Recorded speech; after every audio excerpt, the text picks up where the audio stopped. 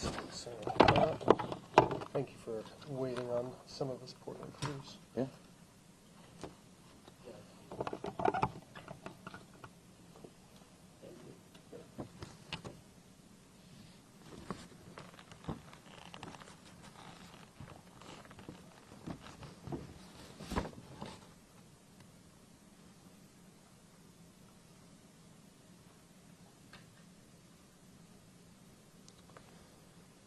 Okay, good evening. I'll introduce myself. I'm Captain Kyle Kennedy with the Oregon State Police. That's spelled Kylekennedy. I'll be reading a bit from my notes. This incident's only a few hours old, so I'll be limited in what details I have available to me and what I can share at this time. At the end, I'll have an opportunity just for a couple of questions. We'll see if we can answer those.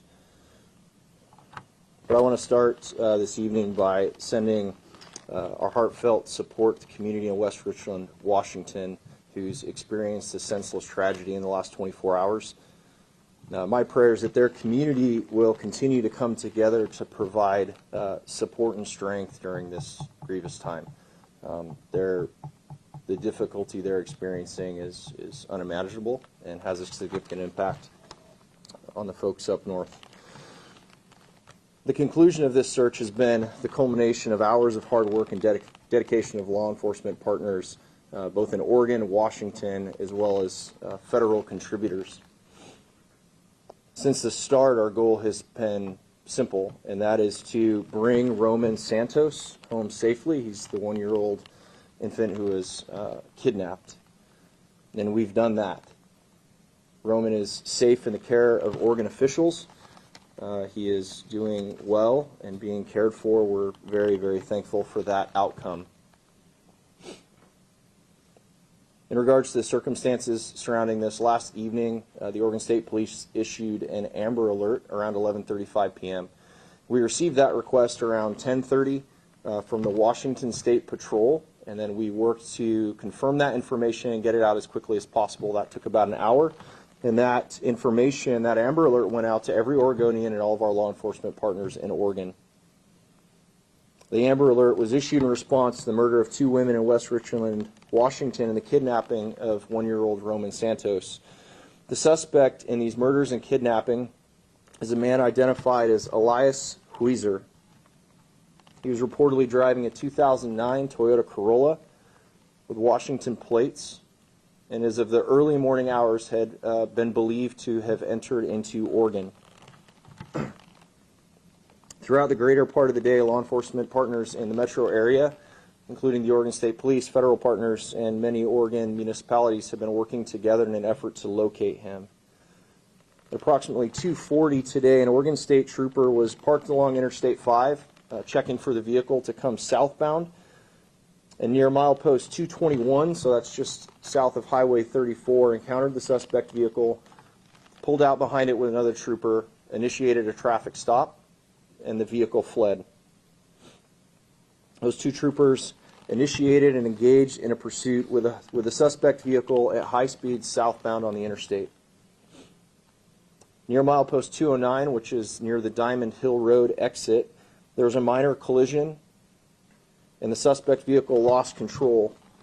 There was an exchange of gunfire at this location before the suspect vehicle fled again, southbound on the interstate. At that time, no known injuries resulted in the exchange of gunfire. Near milepost 197, just south of Coburg, a suspect crashed into a stopped commercial motor vehicle. That commercial motor vehicle stopped for another crash southbound of it on the freeway, and so traffic had clogged up there. The suspect vehicle crashed, spun into the median where it became immobile. As troopers contacted the suspect vehicle, the suspect died of a self-inflicted gunshot wound. The infant was located uninjured and removed from the vehicle. Involved in the exchange of gunfire was Superintendent Casey Cotting and Sergeant Orley Johnson of the Oregon State Police. At this time, the Lane County Sheriff's Office has been asked to take lead on the death investigation, and the Linn County Sheriff's Office is taking lead on the officer-involved shooting. I want to say that we're very proud of the efforts of the trooper involved in this pursuit today. Their dedication and courage is a hallmark of the character of an Oregon State Trooper, and their efforts today are paramount, or were paramount, in bringing Roman home safely. I also want to thank all the partners who were involved in this, starting in Washington. I'm going to list all these off for you. There's a significant amount of collaboration that went into this, starting with Kennewick PD, Paso PD, Richland PD, Prosser PD, Benton County Sheriff's Office, Washington, Franklin County Sheriff's Office, Washington State Patrol, Benton Fire District 1 and 4, the FBI, the U.S. Marshals, and U.S. Fish and Wildlife. In Oregon this morning, the Portland Police Bureau, the Hillsborough Police Department, the Portland FBI Task Force, as well as the Oregon State Police were involved in the search to locate this vehicle. The pursuit involved primarily the Oregon State Police and the Lynn County Deputy. And on scene, we want to thank our partners of the Lane County SO, the Eugene Police Department, and Coburg PD, who all responded to this incident. At this time, there's limited information that we can release related to this. This happened just about 3 hours ago, and our investigators and those teams are still out there on the highway actively trying to piece all the bits of the incident that occurred as they were moving south on the interstate. All day, our thoughts have been how to rescue this young boy from a very, very dangerous situation. That's been the focus of our efforts, and we're thankful for the outcome that occurred at the collaboration and cooperation of all these agencies coming together. At this time, I can try and take a couple of your questions. Again, I'll be limited to what I can say, but I'll be happy to. I'm Rebecca Hanson-White with KLCC. Was any other motorist injured, or were there any other injuries as with this chase? Not to our knowledge. We do believe that there was contact with other vehicles, but to our knowledge, there were no other known injuries. Have you all been in contact with Roman's family? Who will be carried to the Roman once his family is contacted? So currently, DHS in Oregon is coming to help us with that and to transfer him back. I personally have already been in contact with West Richland PD and let them know of the circumstances today and the culmination of this event. Two questions for you. First, was the suspect found dead on the scene, pronounced dead on the scene, or was that later on at the hospital? And was he driving that 2009 Toyota Camry when the troopers caught him? Yeah, I believe it's a 2009 Toyota Corolla, and he was deceased in the vehicle. He was not transported. Yesterday, when you guys received that Amber Alert, how does that kind of alert really change your guys' operations throughout the next day, specifically when it is as timely as it is? We had to go to Mexico, correct?